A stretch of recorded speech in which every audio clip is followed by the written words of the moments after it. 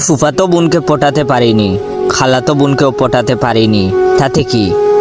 এখনো চাচাতো বোন তো আছে, চাচাতো বোনকে যেভাবে হোক আমি পটাবো। তাই চাচাতো বোনের সাথে দেখা করলাম। ওর সাথে দেখা হতেই আমার মনের কথা সব খুলে বললাম। ওকে বললাম, আমি তোমাকে পছন্দ করি, ভালোবাসি।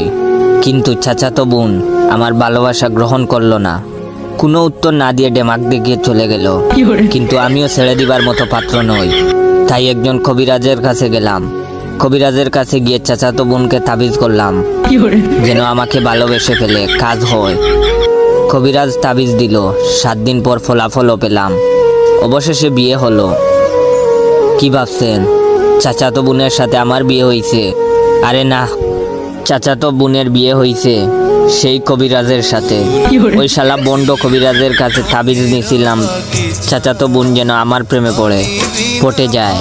কিন্তু শালা কবিরাজ তাবিজ করে চাচাতো বোনকে নিজেই পটিয়ে নিল। এখন ওরা বিয়ে করে সংসার করছে, আমি ওদের তামাশা দেখছি।